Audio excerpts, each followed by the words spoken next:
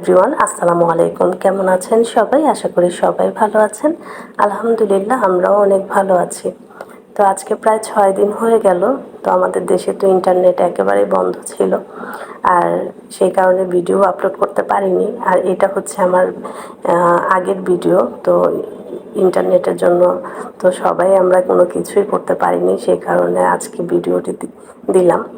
তো ইন্টারনেট না থাকলে যে আমাদের কী অবস্থা হয় সেটা কিন্তু আমি এই 6 দিনে হাড়ে হাড়ে পুরোপুরিভাবে বুঝে গিয়েছি যে একেবারে আমরা এখন বর্তমানে যে অবস্থা, যে ইন্টারনেট না থাকা মানে কোনো সব কিছুই বন্ধ হয়ে যাওয়া। তো দেশে এমন একটা বিশৃঙ্খলা হয়েছে, সেই কারণেই তো পুরো বাংলাদেশের সবাই আমরা একেবারেই ইন্টারনেটবিহীন ছিলাম। মনে আছে যে করোনার সময় যে আমরা লকডাউনে সবাই ঘরে বন্দি ছিলাম। তো এই 6 দিন কিন্তু একেবারেই ঘরের ভিতরে বন্দি অবস্থায় কাটিয়েছি, এক প্রকার গৃহবন্দির মতো। তো যেহেতু রোডের থেকে বাসা তেমন একটা দূরে না, রাস্তায় কি হয়েছে তা ঘরেই কিছুটা উপলব্ধি করতে পেরেছি। এত বিশৃঙ্খলা আর এত হানাহানি, এত কি বলবো, যেটা নাকি আমি কখনো দেখি নাই চোখে। মনে হচ্ছিল যে ঘরে বসে সব কিছু দেখছিলাম। আর আমার বড় বোনরা বেড়াতে এসেছিল আমাদের বাসায়। তো এসেই তো একেবারেই এই অবস্থাতে পুরোপুরিভাবে ওরা সবাই আটকা পড়ে গিয়েছে, না যেতে পারছে বাসায় না বাহিরে, একেবারে ঘরের ভিতরে এমন একটা অবস্থা। তো ওদের বাসা আবার হচ্ছে বাড্ডার সাইডে, তো বাড্ডার দিকে আর আমাদের এই যাত্রাবাড়ির দিকে তো খুব বেশি গোলমাল হয়েছে। তো দুনো দিক দিয়েই ওরা আটকা পড়ে গিয়েছিল, তার উপর আবার কারফিউ চলছিল। তো বাসাতে তো ওরা থাকতে চাচ্ছিল না, না যেতে পারছিল। সব মিলিয়ে ওরা একেবারে মনে হচ্ছিল যে গোলমালের ভিতরেই চলে যায়। তারপরও 2-1 দিন অপেক্ষা করে যখন কারফিউ চলছিল, তো সকাল সকাল ঘুম থেকে উঠে অনেক অনেক কিছু ভেবে চিনতে তারপর ওরা বের হয়েছে। তো এরকমভাবে কত মানুষ না জানি কত জায়গায় আটকা পড়া ছিল। আর সেদিন দেখলাম যে কক্সবাজার প্রায় 10,000 মানুষ আটকা পড়া ছিল, তারপর এদেরকে সেখান থেকে উদ্ধার করে নিয়ে এসেছে। যাই হোক, আলহামদুলিল্লাহ এখন অনেকটাই শান্ত হয়ে যাচ্ছে, আর সব কিছু এখন স্বাভাবিকভাবে চলাচল করছে। তো ধীরে ধীরে আগের মতো সব ঠিক হয়ে যাবে। আসলে কোনো কিছু নষ্ট হলে তো সেটা ঠিক হতে অনেকটাই সময় লাগে। তো আমাদেরও অবস্থা একই, তো সব কিছু আগের মতো আবার হয়ে যাবে ইনশাল্লাহ।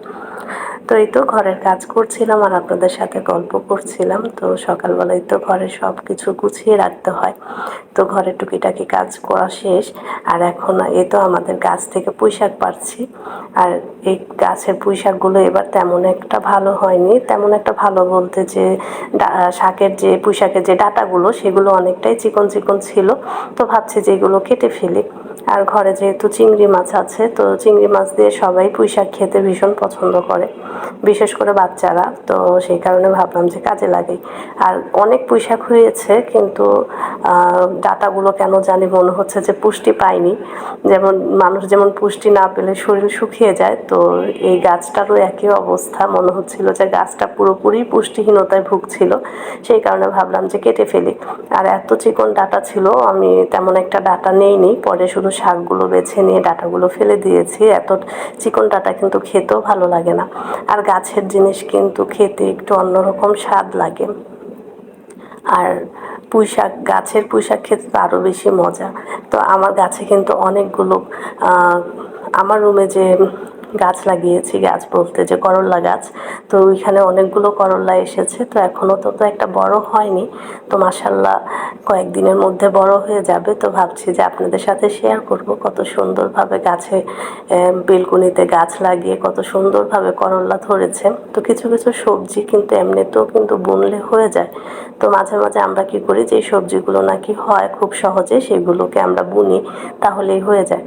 তো এই তো চুলায় রান্না বসিয়েছি, ভাত বসিয়েছি, আর পাশে কচুরমুখী সিদ্ধ করেছি। তো আমাদের ঘরে কিন্তু কচুরমুখী ভর্তাটা এই সময় কিন্তু সবাই খায়। চুলায় রান্না বসিয়ে এখন বাকি কাজগুলো করে নেব। তো ফ্রিজে চিংড়ি মাছ বেছে রেখেছিলাম, তো এগুলো নামিয়ে ভিজিয়ে রেখেছি যাতে তাড়াতাড়ি ছুটে যায়। আর এই তো শাকগুলোও বেছে নিয়েছি। আর চিংড়ি মাছ দিয়ে যেহেতু পুঁইশাক রান্না করব, আর পুঁইশাকের মধ্যে 2-1টা আলুও দিয়েছি, যেহেতু গাছের শাক তত একটা বেশিও হয় না, তো একটু আলু দিলে বাড়ে। আর ডাঁটা তো আমি অলরেডি অনেকগুলো ফেলে দিয়েছি, শুধু বেশিরভাগ শাকই নিয়েছি। আর এখন শাকটা বসিয়ে দিব। তো তেমন একটা বেশি ঝামেলা করছি না, অল্পই রান্না করছি। আর এই কয়দিন কী হয়েছে, আমি কিন্তু যেহেতু ইন্টারনেট সংযোগ ছিল না, সেই কারণে আমি একটানা 6 দিন মোবাইলে হাতই দিইনি বা কোনো কিছু ভিডিও করি নাই। ঘরের ভিতরেই বসেছিলাম, যত টিভিতে যত চ্যানেলে নিউজ ছিল সেগুলো সব শুনছিলাম। একেবারে মোবাইল মনে হচ্ছিল যে আমি ভুলেই গিয়েছি যে মোবাইল বলতে কিছু আছে। তো কালকে হঠাৎ দেখলাম যে একটু একটু ইন্টারনেট পাচ্ছি, সেই কারণে একটু হাতে নিলাম। তো ভাবলাম যে যেহেতু ভিডিওটা অলরেডি করা আছে সেটা আমি আপলোড করে দিই। আর জায়ান সাবরিনের বাবাও বাসায় ছিল, তো সব মিলে একটু ব্যস্ততার মধ্যেই গিয়েছে। ঘরে বসে যত ব্যস্ততা, বাহিরে তো বের হতেই পারিনি। আর সামনে জায়ান সাবরিনের জন্মদিন, তো অনেকটা প্ল্যানিং করেছিলাম যে বাচ্চাদেরকে নিয়ে একটু বের হব, কিন্তু আসলে তা আর করা হবে না। তো রাস্তায় তো আর এখন চলাচল করা অনেকটাই কঠিন ব্যাপার। সাধারণ যারা নাকি কাজকর্ম করে তাদেরও অনেক জবাবদিহি করেই চলাচল করতে হয়। তো আর আমরা তো মহিলা মানুষ, আমরা কিভাবে রাস্তায় গিয়ে চলাচল করব? তো সব প্ল্যানিংয়ে ক্যান্সেল করে দেওয়া হয়েছে। তো এখন দেখি বাচ্চারা তো আশায় আছে ওদের জন্মদিনে ওদের জন্য কি করা যায়। তো দেখি ওদেরকে একটু তো খুশি করাতে হয়, যেহেতু বছরে একবারই ওদের জন্মদিন। আর এই তো এখন রান্নাটাও প্রায় শেষ করেছি, আর কচুরমুখিটাও ভর্তা করে নিব। আর কচুরমুখি ভর্তা করতে আলু যেভাবে আমরা ভর্তা করি সেভাবেই ভর্তা করা হয়। তো কচুরমুখিটাকে আলুর মতো সিদ্ধ করে তারপরে পেঁয়াজ, শুকনো মরিচ, ধনেপাতা দিয়ে তারপরে মেখে ভর্তা করা হয়। আর এই ভর্তাটা কিন্তু আমাদের দেশে অনেক জনপ্রিয়, প্রায় সবাই খায়। তো আজকের মতো এখানেই বিদায় নিচ্ছি। দেখা হবে নতুন আরও একটি ব্লগে। ধন্যবাদ সবাইকে। ভালো থাকবেন সবাই। আল্লাহ হাফেজ।